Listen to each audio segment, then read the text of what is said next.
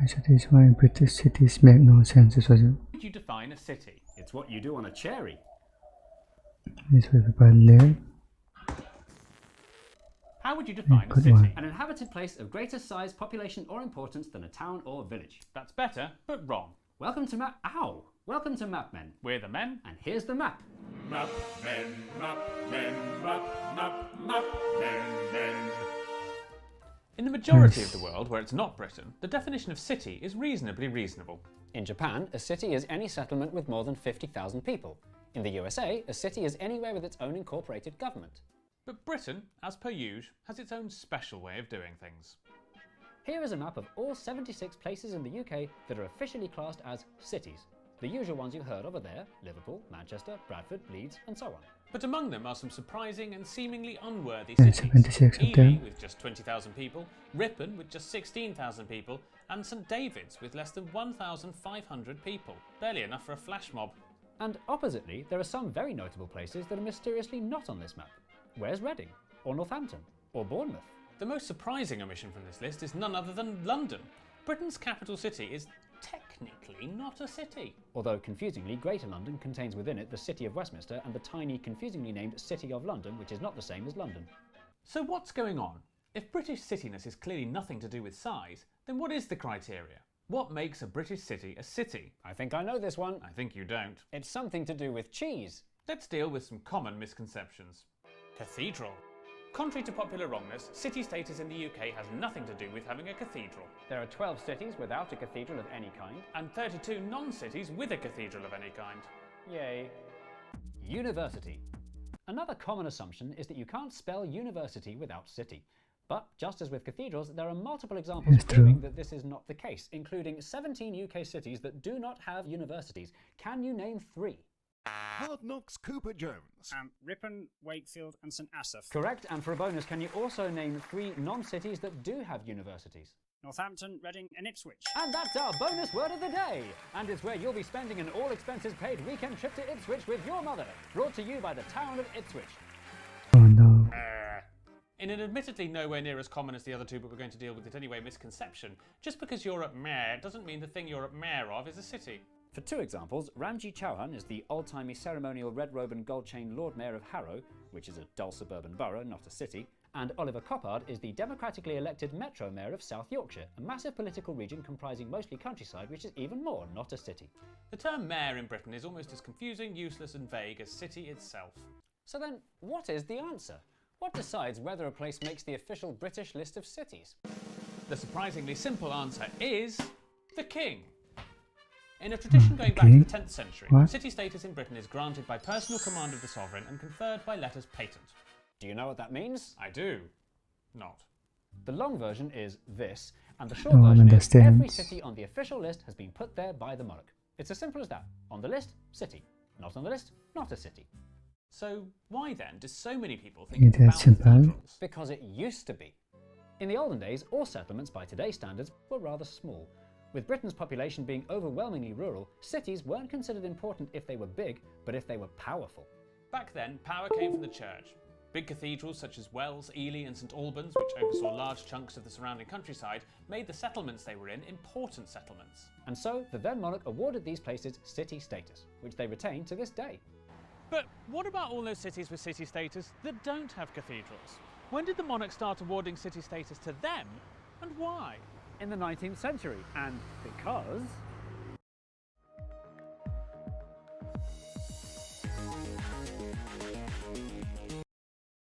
The arrival of the Industrial Revolution caused some towns to turn into manufacturing powerhouses and go through smoky growth spurts. By the 1850s, the little town of Birmingham was now bursting with factory workers and had outgrown the nearby cities of Lichfield and Leicester. The citizens insisted that the synod-slanted system that saw sensible cities for several consecutive centuries suddenly seemed silly. Well done. And demanded that their town be given the city status it deserved. So, the Prime Minister Lord Salisbury decided the time had come to change the cathedral rules. Oh, excellent. That's really good. No, thank you. Top one of your fire. And reinvented the meaning of city. Incidentally, that's the same Lord Salisbury who, at the same time, reinvented the meaning of the word county. In 1889, Birmingham's size and industrial importance was officially Wait, acknowledged I when it think I became was the there. first place without an Anglican cathedral to gain city status. Confusingly, Birmingham's church turned into a cathedral later in 1905, but for an explanation of how that works, ask a priest. Father, what's the difference between a church and a cathedral? Something to do with bishops?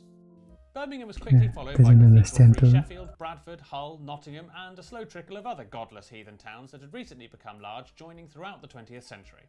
The list was gradually starting to make more and more sense. Until 1994, when a completely good run of sensible cityings was ruined by the tiny Welsh village of St David's for no good reason. Apparently, the Queen just liked it. The thing that makes this otherwise logical list illogical is these pesky small cities that ruin it for the proper big ones. So, can a place lose its city status if it doesn't deserve it anymore? It's just saying deserving a city. Welcome back to Stranded with Songs. Now, before the break, my guest Jimothy Twig's 5 song choices to be stranded on a desert island with were the Ketchup song by Las Ketchup 4 times and the Ketchup song Christmas remix. I regret nothing. Now, as you know, as well as the 5 songs, you also get to take with you one luxury item to the island. What luxury item will you... I will take Surfshark VPN. Literally good any one. luxury item you can think of. I will take Surfshark VPN. Why do you want to take Surfshark on your laptop? And it too, Mapmen viewers can get a special deal for free. Free trial. Desert Island. Get off me! Oh, I said it! Surfshark VPN. Ah, thank God. Literally all you need to survive. Yeah. In Next. 1998, Little Rochester in Kent, which had been a city since 1211, merged its local council with its neighbours to form the modern unitary authority of Medway. What they didn't realise was doing this effectively removed Rochester from the official list of British cities. The new Council of Medway could have retained city status simply by filling in a bit of paperwork, but they forgot, making poor Rochester the only place in the UK ever to lose its city status. Luckily, the Rochesterians didn't have to wait very long for a chance to put things right. The year 2000 was the roundest date in the calendar in living memory, even for trees. The government celebrated this milestone with a big blancmange, a bicycle wheel, and the announcement of a bidding round for city status. 3 new cities were to join the list, and for the first time ever, any town with ambitions to become a city could apply to be one, and size did not matter. The criteria they were looking for were notable features, historic features, royal features, and a forward-looking attitude. And so, lots of towns submitted bids, each having to Forward-looking? provide What a does that mean? 25-page pamphlet and lots of photos explaining why they were worthy. The hot favourite to win was Reading, the largest town in England with a fast-growing tech sector. It boldly ticked all these boxes. And the winners of Millennium City Status 2000 are Inverness, Brighton and Hove, and Wolverhampton.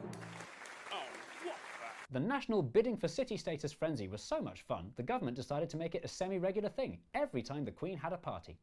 Newport, Newry, Preston, Stirling, and Lisbon. Lisbon? Lisburn. Oh, Lisburn. Chelmsford, Perth, and St Asaph.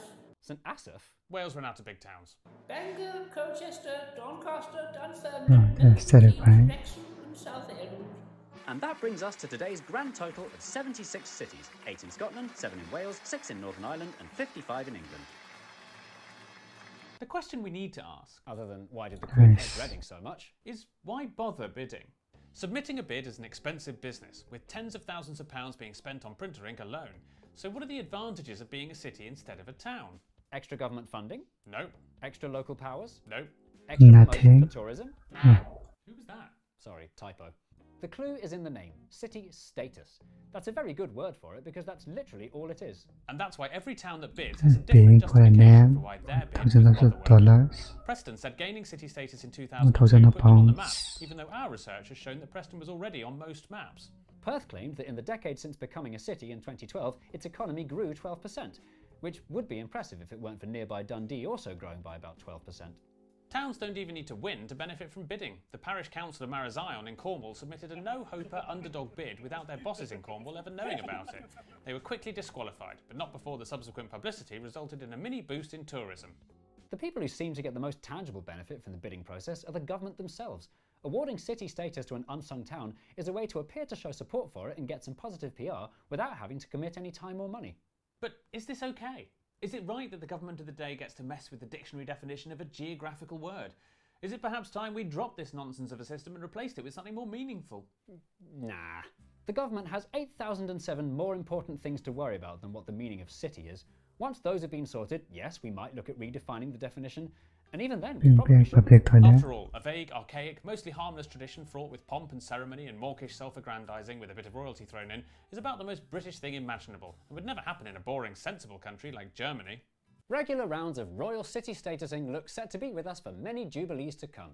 So, if you want your town to become a city, just sit tight and wait, and rest assured that at this rate, every corner of the country will become a city by the year 3000. And the winner is Okay. Newport Okay. Services on the M1. This is AI coming in. Except Reading.